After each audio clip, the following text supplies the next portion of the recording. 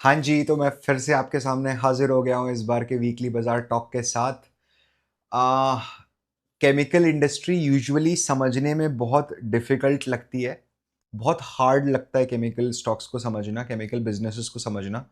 मगर केमिकल्स ने हिस्टोरिकली अगर आप देखोगे तो बहुत बड़ा पैसा बना के दिया है।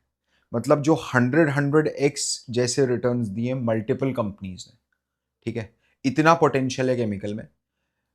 मैं हम आगे बढ़ें और इंडियन केमिकल सेक्टर को पूरी तरीके से अपन ओपन करके रख दें मैक्रो इकोनॉमिक लेवल पे। मैं फिर आपको बता रहा हूं कि सेक्टर के साथ क्या हो रहा है।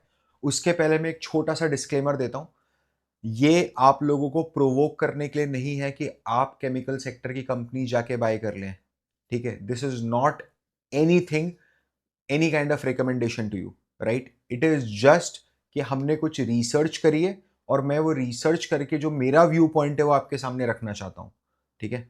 आप प्लीज अपने सेबी रजिस्टर्ड रिसर्च एनालिस्ट या इन्वेस्टमेंट एडवाइजर की सलाह लीजिए before you do any kind of investment. Thank you so much and अपन बिना किसी देरी के फटाफट शुरू करते हैं। आप देख रहे हैं द वीकली बाजार टॉक में, हूं पार्थ वर्मा। चलिए, देखो यार, इंडिया जो है इस पॉइंट ऑफ टाइम पर सिक्स्थ लार्जेस्ट प्रोड्यूसर है केमिकल का पूरी दुनिया में, और तीसरा एशिया में प्रोड्यूसर है। लेकिन अगर आप देखोगे तो ग्लोबल लेवल पर सिर्फ 4% का शेयर है। मतलब बहुत बड़ी उड़ान लेना बाकी है। मैं आपको उसका रीजन समझाऊंगा।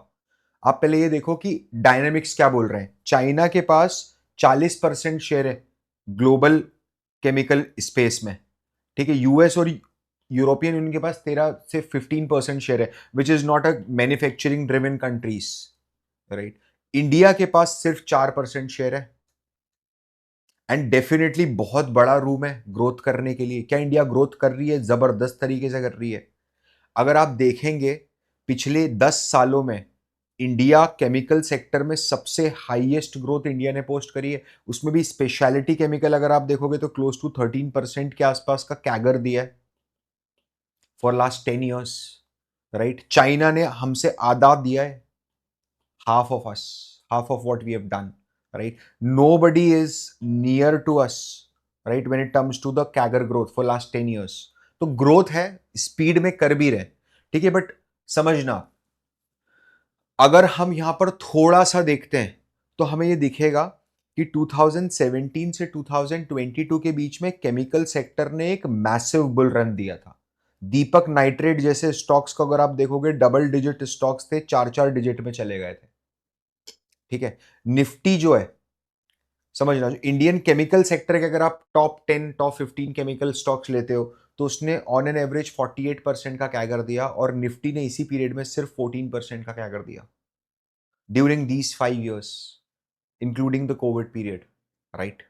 नाउ प्लीज अंडरस्टैंड, आपको ये समझना पड़ेगा कि केमिकल इंडस्ट्री को समझना क्यों इंपॉर्टेंट है। देखो यार, चीजें तो डेफिनेटली डिफिकल्ट होती हैं। जहां पर जहां पर ज्यादा रस होता है वहां पर डिफिकल्टी तो रहती है।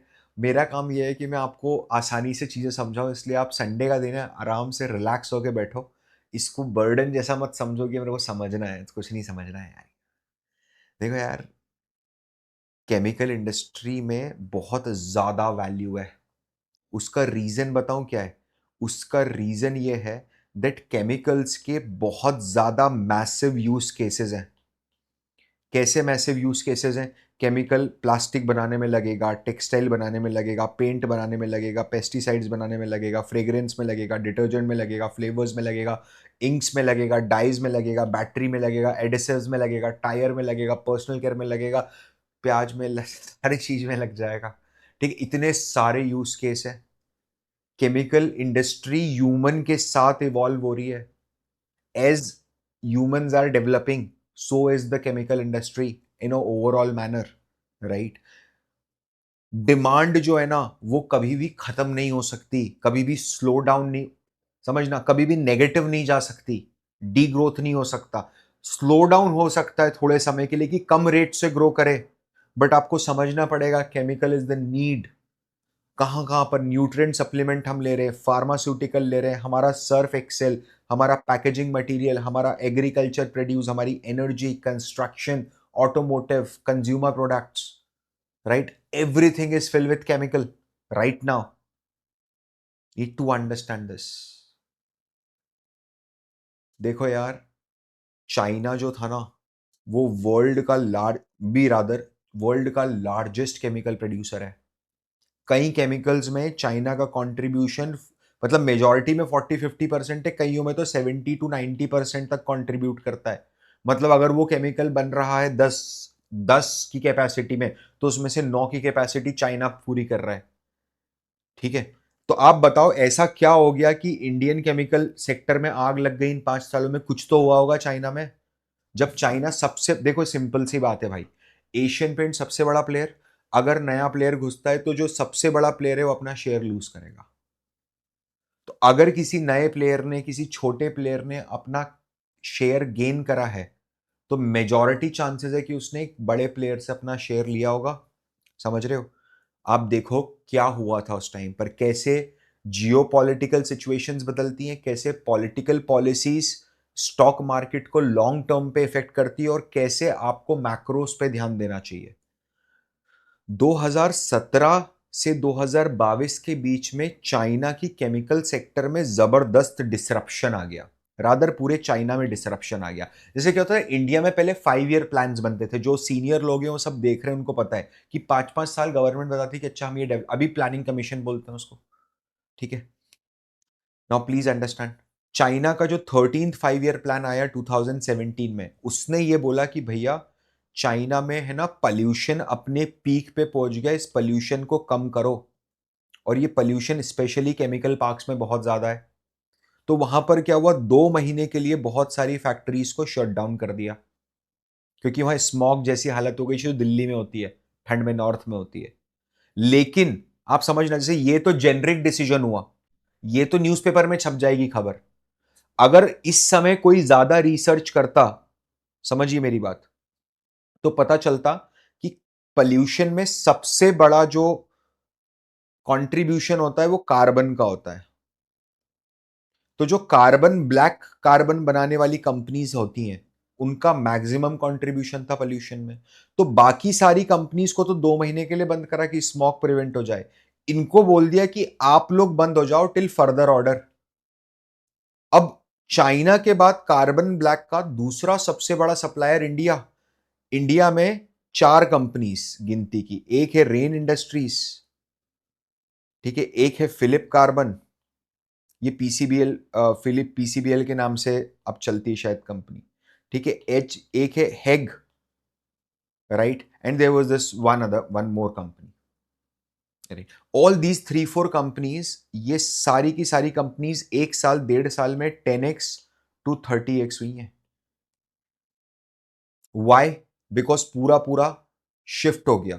सर क्या सिर्फ प्राइस पे फर्क पड़ा है या स्टॉक पे, मतलब मार्जिन पे भी फर्क पड़ा?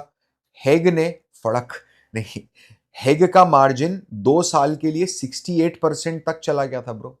कारण क्या था?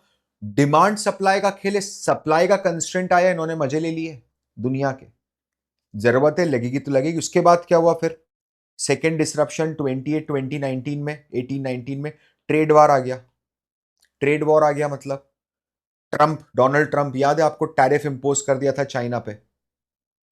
तो बहुत सारी मल्टीनेशनल कंपनीज थी यूएस की जिनको चाइना का अल्टरनेटिव खोजना पड़ा। समझिए। फिर वहां पर एक जियांगशू में ब्लास्ट हुआ, एक केमिकल पार्क में। समझिए, मार्च 2019 में 78 लोग मर गए, चाइना गवर्नमेंट ने पूरा का पूरा केमिकल पार्क बंद करवा दिया। फिर कोविड आ गया, चाइना तो एपी सेंटर था कोविड का, पूरा सप्लाई चेन, लॉजिस्टिक्स सब कुछ खत्म हो गया। समझिए। आप देखिए क्या इसका इम्पैक्ट पड़ा। बिल्कुल इम्पैक्ट पड़ा। आप देखो स्लो डाउन जो है ना, वो कोविड के पहले आया because of pollution led concern. देखिए आप, ये रेवेन्यू है चाइनीज कंपनीज के, रेमबेनबी, रेनबेनबी जो उनकी करेंसी होती है, ट्रिलियंस ऑफ रेनबेनबी में। Just see what has happened. यहां पर पीक बना ब्रो 2015 में, और उसके बाद कोविड तक ये रेवेन्यू कंटिन्यूअसली गिरते गए। This is because of pollution. It's a sharp decline, rising pollution, water contamination. Now please understand, जब ये सब हो रहा था, उस समय इंडिया वॉज स्ट्रेटेजिकली प्लेस्ड। क्यों स्ट्रैटेजिकली प्लेस? दो कारण। अगर आप किसी भी चीज की कंस्ट्रक्शन और मटेरियल कॉस्ट कंपेयर करते हो अक्रॉस ज्योग्राफी, राइट, मतलब ऐसी कंट्रीज जहां आप बिजनेस कर सकते हो, युगांडा से कंपेयर नहीं कर रहा हूं मैं, India is very much reasonable. अगर आप लेबर कॉस्ट कंपेयर करते हो, India is very much reasonable, much cheaper than China per hour wages के मामले में।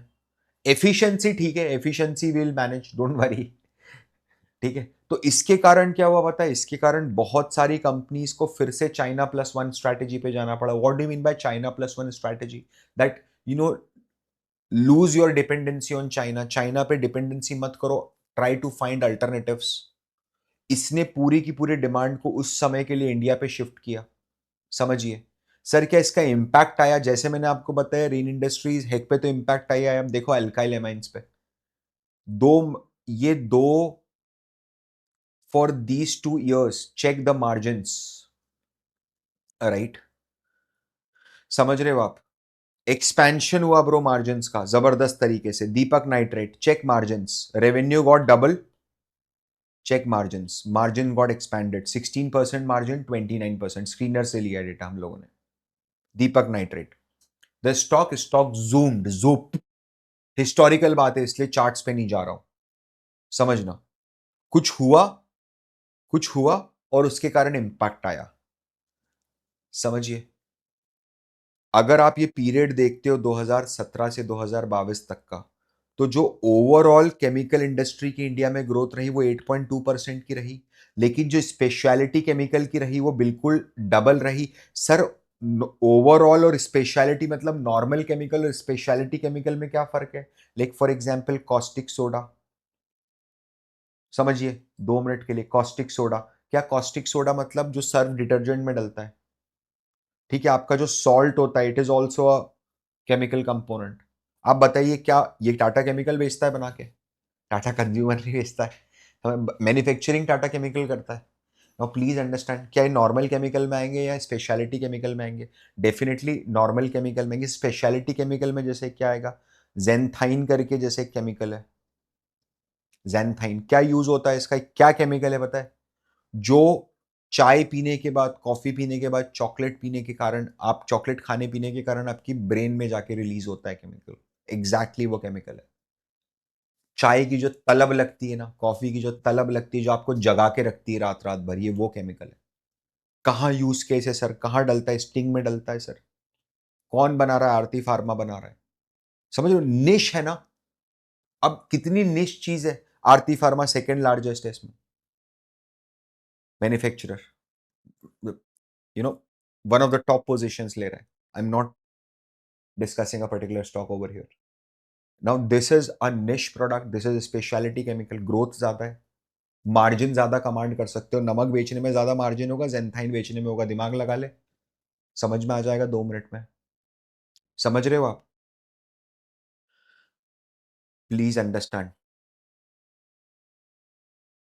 2022 में जब चाइना को ये समझ में आया, जैसे ये अपने को दिख रहा है, चाइना को भी तो दिख रहा है कि हम, हमारा जो केमिकल सेक्टर है वो पूरा का पूरा मार्केट शेयर लूज कर रहा है इंडिया को, लोग इंडिया की तरफ जा रहे हैं। जब उनको ये चीज समझ में आई तो उन्होंने बोला, बोले पोल्यूशन जाए भाड़ में, हम तो हमारी केमिकल इंडस्ट्री फिर से शुरू कर देते हैं। और फिर चाइना ने 2022 में पूरी तरीके से ओपन हो गया। ओपन हो गया मतलब चाइना ने प्रोडक्शन स्टार्ट कर दिया, रैंप अप कर दिया प्रोडक्शन। उसके कारण क्या हुआ पता है? उसके कारण हम लोगों की लंका लग गई उस टाइम पर इंडिया में, समझिए। Please try to understand this. आप एसआरएफ को देखो, पीडीलाइट के बाद ये सेकेंड लार्जेस्ट कंपनी है, chemical company, market cap wise. Just see the wonderful consolidation. आज अगर आप देखते हो तो ये जो स्टॉक है, ये इस लेवल पे यहां पर, ये आपको जून 2022 के लेवल में मिल रहा है आज भी स्टॉक। इसका मतलब ये जून 2022 से लेकर के नवंबर 2024 तक की जितनी भी अर्निंग्स हैं वो सब तो फ्री मिल गई आपको, फ्री फ्री फ्री, कंपनी की फोकट में मिल गया माल। जो भी ईपीएस आया है वो, अर्निंग पर शेयर जो आया है वो, राइट। नाउ प्लीज अंडरस्टैंड, क्या कारण रहा इसका? 2-3 कारण रहे।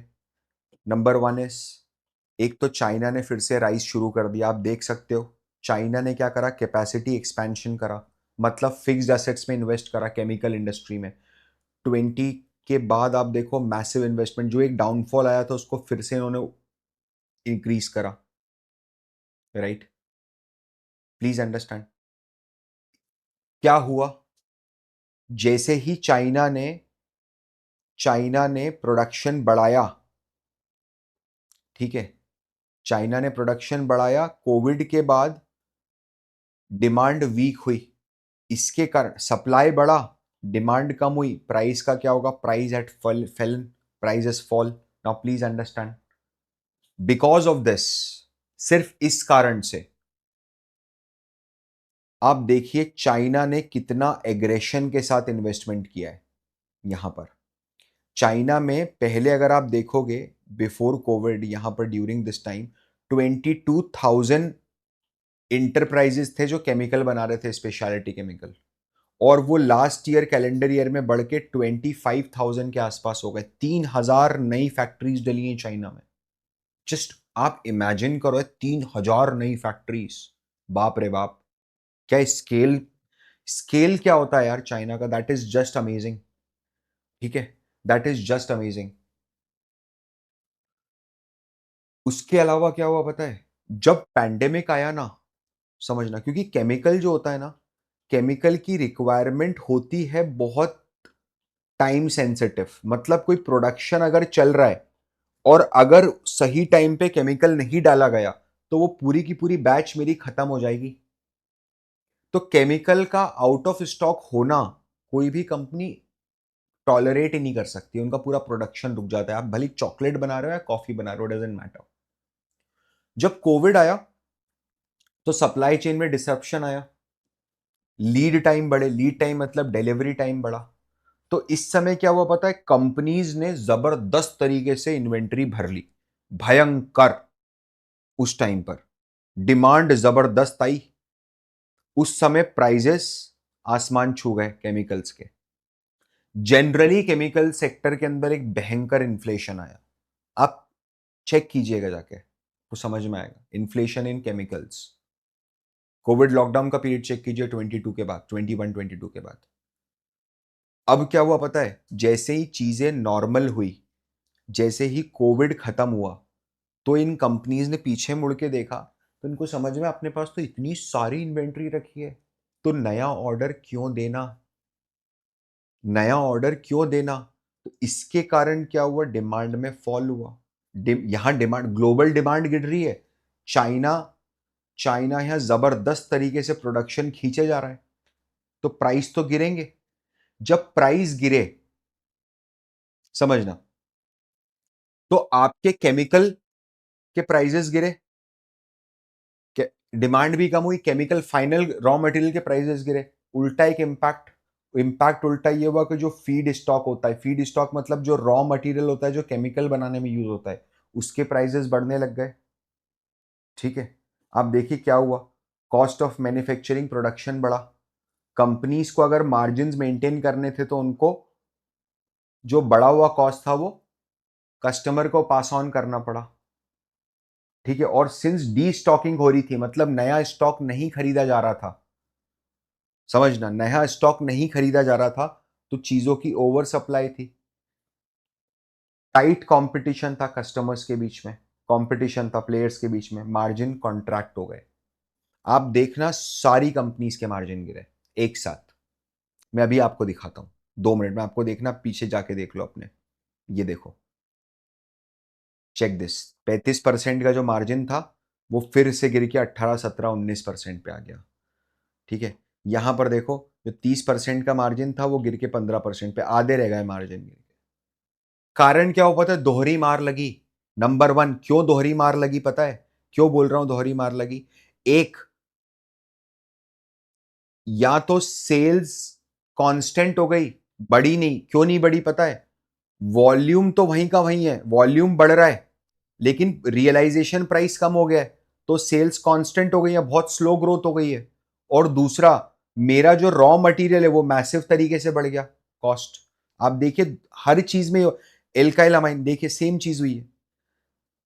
मेरी सेल कांस्टेंट रह गई 1200 से 1400, 4 साल में, क्या मजाक है, राइट?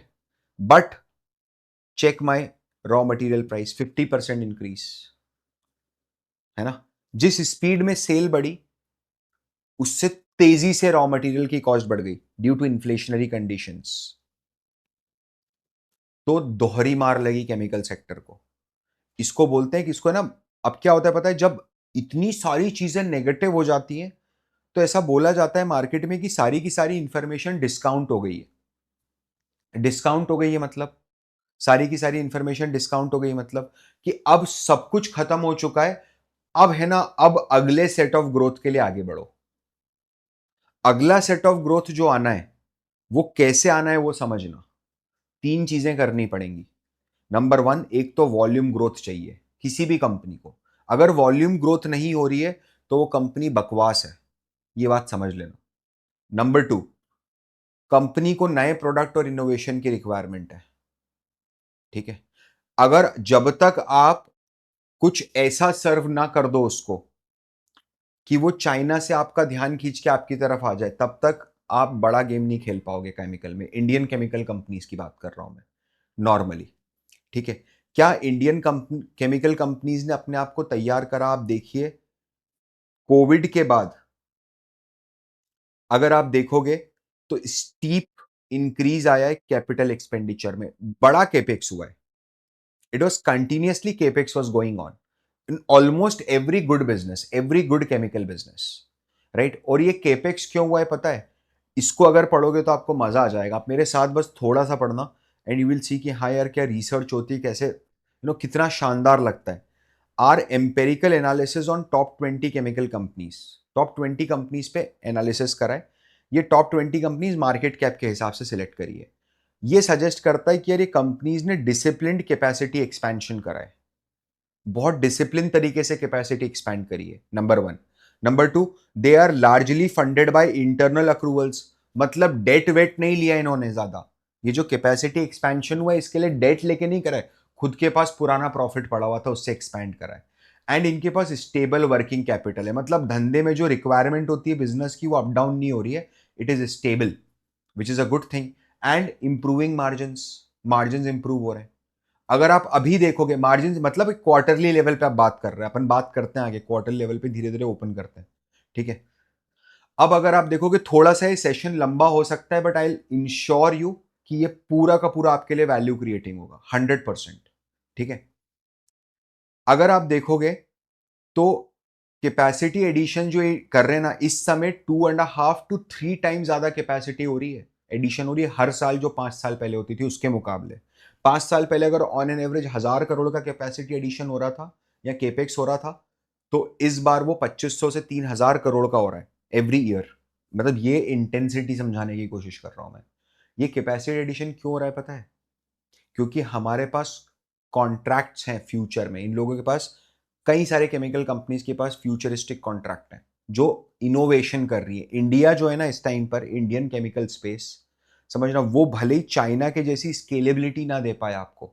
मतलब अगर आप बल्क केमिकल चाहते हो, कॉस्टिक सोडा, तो इंडिया से मत खरीदो, चाइना पे चले जाओ।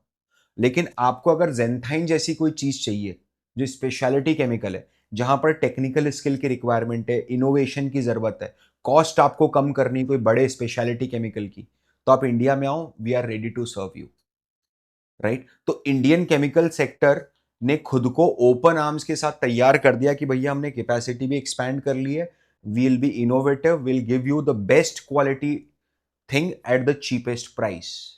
सिंधी धंधा, समझ रहे हो आप? That is what we do, और हम यही करते हैं,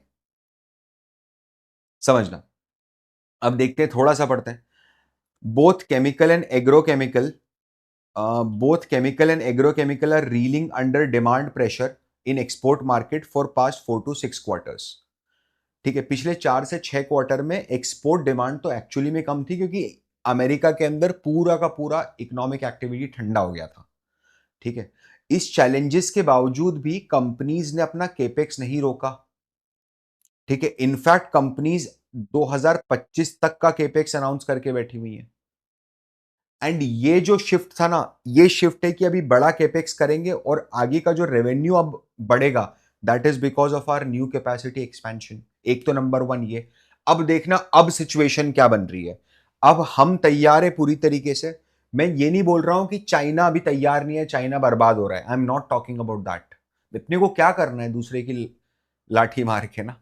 हम हमारा देख रहे हैं ब्रो कि हम 4% मार्केट शेयर पर हैं। 4% मार्केट शेयर से अगर मैंने 16% कर दिया मार्केट शेयर, या 8% भी कर दिया, आप समझ नहीं रहे हो पैसा बरस जाएगा स्टॉक्स में। कितनी वैल्यू एडिशन होगी, फट जाएंगे स्टॉक्स केमिकल के। और ये कैसे होगा, क्या होगा, ये चीजें हम यहां पर पॉसिबिलिटीज खोजने की कोशिश कर रहे हैं basis the public data which is available in front of us. इसी को रिसर्च बोला जाता है। आप इस पे फोकस कीजिए कि रिसर्च कैसे करते हैं। डोंट रिलाई ऑन टिप्स यार। मैं चाहता हूं कि आप इतने इंडिपेंडेंट बनो। वीकली बाजार टॉक का क्या मतलब होता था कि आपको एक मोटिवेशन मिले कि हाँ यार ये हाई क्वालिटी रिसर्च है, मुझे सीखना है रिसर्च करना। क्यों किसी पे डिपेंड रहना कि आप बता क्या स्टॉक का प्राइस है क्या नहीं है। राइट नाउ प्लीज अंडरस्टैंड, पिछले 4 से 6 क्वार्टर में प्रेशर तो आ रहा था। इन सब चैलेंजेस के बाद भी हमने कैपेक्स करा। ये तो एक बहुत पॉजिटिव पॉइंट है इंडियन के लिए कि हम तैयार है बिल्कुल। दूसरा पॉजिटिव पॉइंट क्या है पता है आपको? याद है वो कंपनियों ने जो माल दबा लिया था 2020 में और फिर खरीदना बंद कर दिया था कि अभी तो पड़ा हुआ है माल। अब वो डी स्टॉकिंग जो थी ना वो खत्म हो गई। और ये एंटिसिपेट करा कि जो सेकेंड हाफ ऑफ 2024 है उसके बाद से रिकवरी आना शुरू हो जाएगी, excluding agrochemical.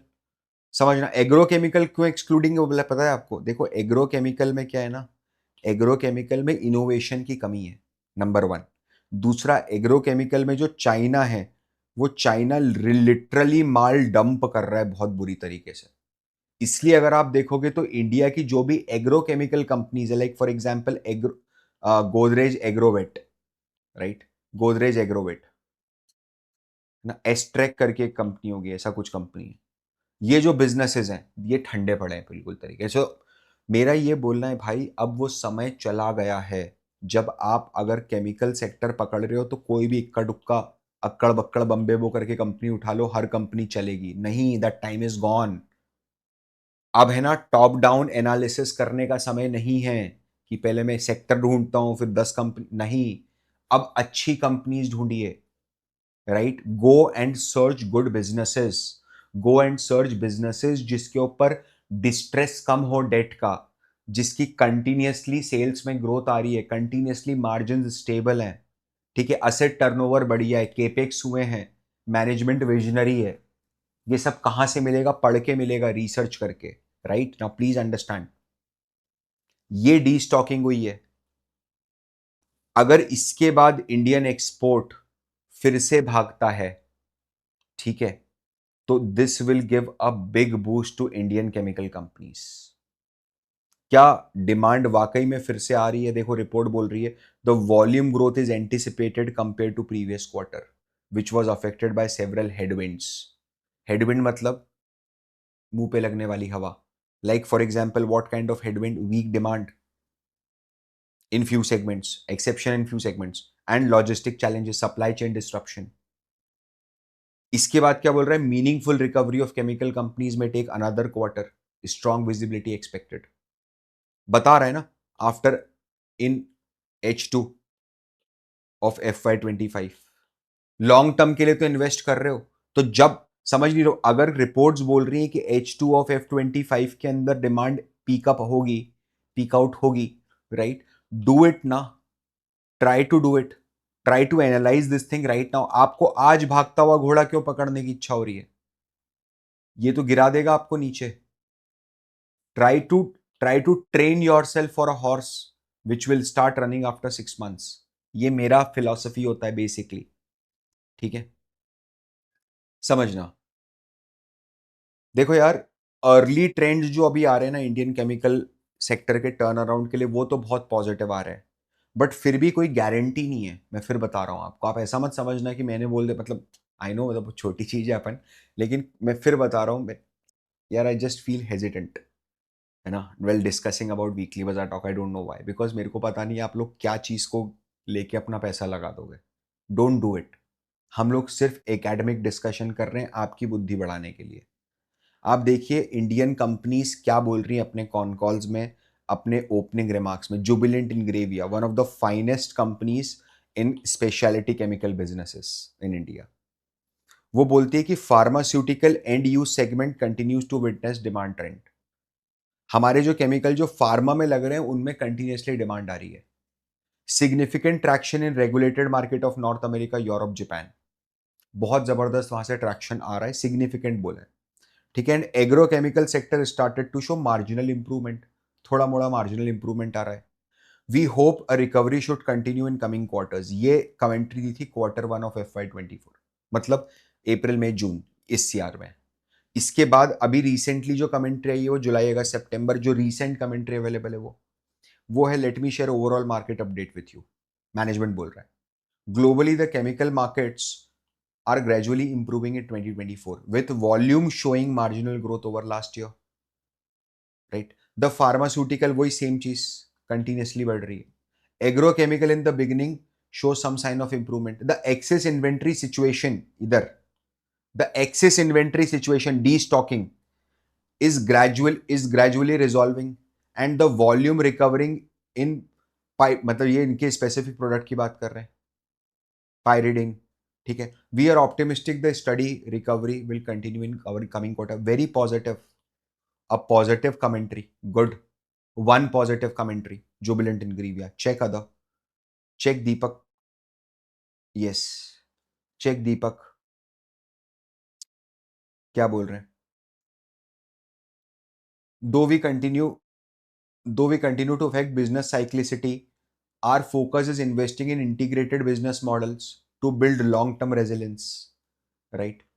We add new capacity such as fluorination and able to explore many more molecules in specialty sector, giving us greater opportunity for contract manufacturing. Very aggressive, right? Very, very aggressive. In second quarter of FY24, our performance show resilience, ठीक है, supported by positive momentum in phenolics business, instrument in phenolics. Sir phenolics क्या होता है? Google search कर ले bro, समझ में आ जाएगा, मेरे को भी नहीं पता क्या होता है, समझना। I am not doing it for the investment ना, लेकिन अगर आप कोई केमिकल कंपनी बता ना, नॉर्मल गूगल चैट जीपीटी में डाल दे, समझा भाई क्या होता है, इजी समझा, हिंदी में समझा, सिंपल समझा, बोलो ऐसा, ठीक है। अब देखो यार, केमिकल सेक्टर में इतना सब हो रहा है, ये तो आपने पूरा ज्ञान पेल दिया। अब आप ये बताओ कि क्या इसका कोई इम्पैक्ट आता हुआ दिख रहा है क्या? तो मैं बोलूंगा इस पॉइंट ऑफ टाइम पर मार्केट में जो सबसे बड़ा धन्ना सेठ है, समझ रहे हो, धन्ना सेठ मारवाड़ी वर्ड होता है हमारे यहां, धन्ना सेठ, ठीक है। जो इस समय जो सबसे बड़ा धन्ना सेठ है मार्केट में, जिसके पास सबसे ज्यादा रोकड़ है, कितना रोकड़ है इस धन्ना सेठ के पास? 3 lakh plus crore, 3 lakh crore plus, sorry, इतना पैसा है धन्ना सेठ के पास, बहुत पैसे वाली पार्टी है। कौन है ये धन्ना सेठ? ये धन्ना सेठ है सर आपके fund managers, mutual funds. Track करो, सबसे ज्यादा पैसा लेके बैठा हुआ है, ट्रैक करो कहां जा रहा है पैसा, किधर डाल रहा है, ट्रैक करो। सर कैसे ट्रैक करेंगे? मैंने पहले भी आपको बताया, मैं फिर आपको एक बार बता देता हूं, देखिए इधर ध्यान से। रूपी वेस्ट, रूपी वेस्ट करके एक website, it's a good product, you don't need to do any kind of sign up, any kind of anything. Tools में चले जाइए सीधे और stocks held by mutual funds में चले जाइए। यहां पर समझना, आप क्या करेंगे, स्क्रीनर में जाएंगे, स्क्रीनर में जाएंगे, कोई भी एक केमिकल कंपनी का नाम लिख दो, जैसे मैं केमिकल कंपनी लिखता हूं पीडीलाइट, ठीक है। नीचे आ जाता हूं सेक्टर में, सेक्टर में नीचे आ जाता हूं, यहां लिखता हूं केमिकल, केमिकल पे क्लिक करता हूं तो यहां मेरे को सारी केमिकल कंपनीज आ जाएंगी। मैं क्या करता हूं पता है, इसको मार्केट कैप के हिसाब से फिल्टर मैंने लगा रखा है, ठीक है। अब हम यहां करते हैं, एडिट कॉलम में जाते हैं और DII पे जाते हैं, DII होल्डिंग, और चेंज इन DII होल्डिंग, और सेव कर देते हैं एक बार। अब यहां पर चेंज इन DII होल्डिंग में अगर आप देखते हो और ऐसा जाके देखते हो तो आपको ये दिखेगा कि सबसे ज्यादा DII ने कहां पर माल डाला है। अच्छा सर, ये चेंज तो कभी भी हो सकता है, तो इसको कैसे पकड़ूंगा? अब एक एक करके देख ले भाई। क्या करना है? दीपक फर्टिलाइजर, दीपक फर्टिलाइजर है, कॉपी करा, यहां पर दिख रहा है सर्च फॉर स्टॉक, पेस्ट करा, ठीक है। ये दीपक फर्टिलाइजर मैंने सर्च किया, 2 मिनट दीजिएगा इसको, एंड ये आपको बहुत शानदार रिजल्ट देगा। ये बोलेगा दीपक फर्टिलाइजर केमिकल सेक्टर की कंपनी, अच्छा करा बता दिया। टोटल 40 फंड है जिन्होंने दीपक फर्टिलाइजर को अपने पोर्टफोलियो में रखा है, अच्छा करा बता दिया। आप सर देखिए जुलाई 24 में इन 40 फंड्स ने मिलके 64,61,000 शेयर्स होल्ड करके रखे थे और अब बढ़ के 77,000 शेयर्स हो गए। मिला हाँ यार, इंक्रीमेंट तो है लेकिन ड्रास्टिक इंक्रीमेंट नहीं है। लास्ट कुछ ईयर में, लास्ट कुछ क्वार्टर्स में एकदम अभी बाइंग नहीं आई है, पिछले महीने वाली, समझ रहे हो, ऐसा कुछ बड़ा कंपेलिंग बाई नहीं आया है, ठीक है। फिर और नीचे देखते हैं तो एक एपिग्रल मिलता है, विल गो एंड चेक एपिग्रल।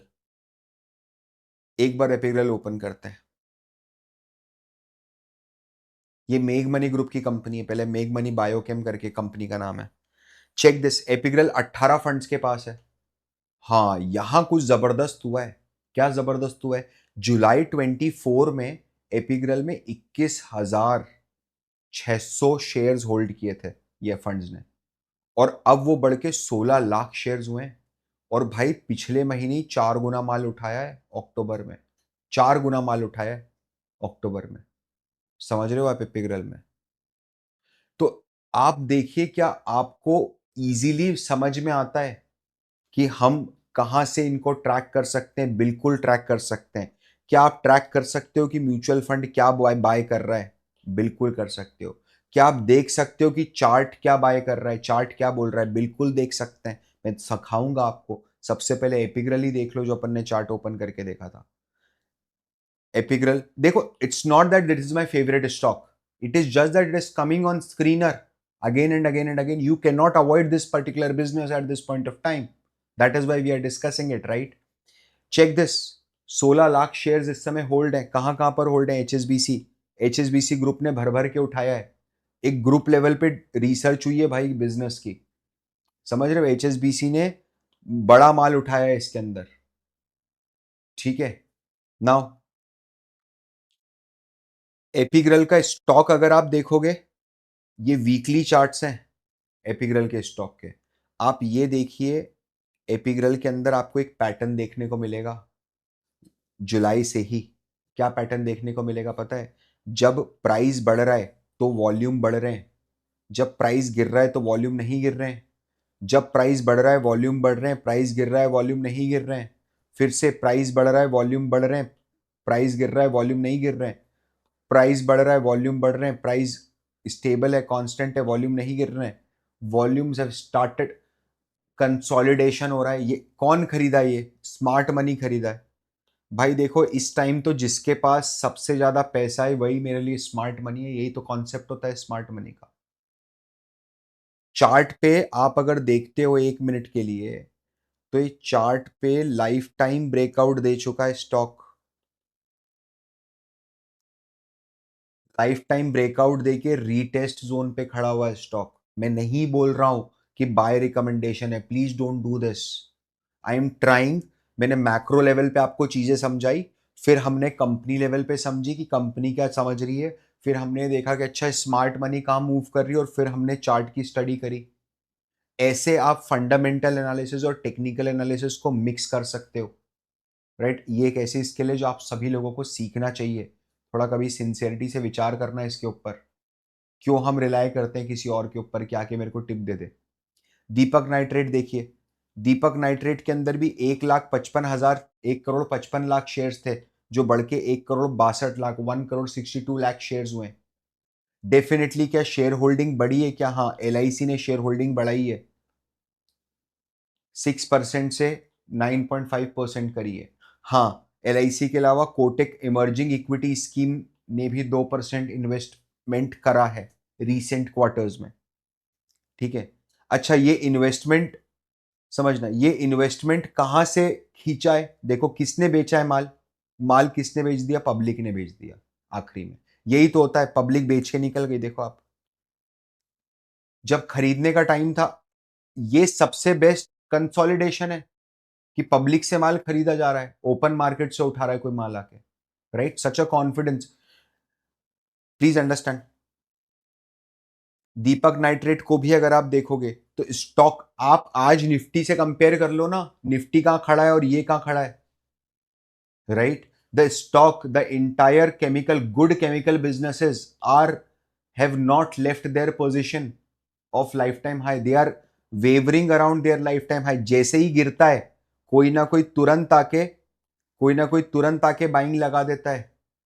जैसे ही गिरता है कोई ना कोई तुरंत आके बाइंग लगा देता है। जैसे ही गिरता है कोई ना कोई तुरंत आके बाइंग लगा देता है, right? Please understand. Deepak nitrate देखिए, सेम चीज, मंथली चार्ट है, फ्लैग का ब्रेकआउट दिया, ब्रेकआउट देके रीटेस्ट मोड पे खड़ा हुआ है स्टॉक फिर से लाइफ टाइम हाई के पास में। क्या वॉल्यूम्स आए? वॉल्यूम्स आए, चेक करेंगे। कंसोलिडेशन यहां पर तो हुआ है, जबरदस्त वॉल्यूम बने 21 में, लोग होल्ड करके रखें पोजीशन, पैसा बनाया ना, लंबा पैसा पीटा ना भाई। 200 रुपए का स्टॉक था, 1200 1500 रुपए पे पहुंच गया, ठीक है?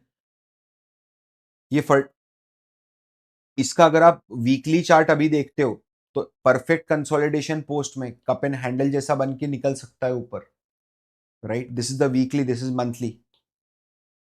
मंथली में फ्लैग ब्रेकआउट है, राइट? जुबिलेंट इंग्रीविया को देखिए, जब से ये डीमर्ज हुआ है जुबिलेंट इंडस्ट्रीज में से, कंटिन्यूअसली एक अप रैली रहने के बाद पूरी तरीके से स्टॉक में कंसोलिडेशन आया और फाइनली फिर इस मोमेंट पर आके स्टॉक के प्राइसेस ऊपर बढ़ने लगे। Are you getting my point? समझ में आ रहा है? और ये नए इंट्रेंट है, Franklin India AMC, Motilal Oswal, edelweiss US, right? ये सारे न्यू एंट्रेंट है अगस्त के बाद से। कोई ना कोई तो घुस रहा है। पैरादीप फॉस्फेट देखो, व्हाट अ चैनल ब्रेकआउट यार, व्हाट अ वेट, एक बार नीचे रीटेस्ट करने का वेट करना चाहिए आइडली आपको। ये जो चैनल है, चैनल का जो ब्रेकआउट हुआ है, वीकली लेवल पे चार्ट है, ये चैनल ब्रेकआउट को एक बार नीचे आने दो, फिर देखना अगर करना भी है तो। वॉल्यूम्स देखो आप, क्या वॉल्यूम्स आए, that is something which I want to showcase to you, right? That ऐसा नहीं है कि लफाजी चल रही है, कोई ना कोई आके खरीद भी रहा है माल, राइट? फोकट का ज्ञान नहीं देना है। कौन खरीद रहा है sir? SBI multi cap fund देखो 6% से 8.5। अरे कोई अगर ऊंचे दाम पे माल खरीद रहा है, अपॉर्चुनिटी मिल रही है, उसको खरीद रहा है, अपनी पोजीशन बढ़ा रहा है। जिसने जून 22 में खरीदा, जिसने यहां पर खरीदा माल, वो 2% और खरीद रहा है इस जगह पर आके। आप सोच रहे हो? कॉन्फिडेंस दिखा रहा है वो अपने आप को।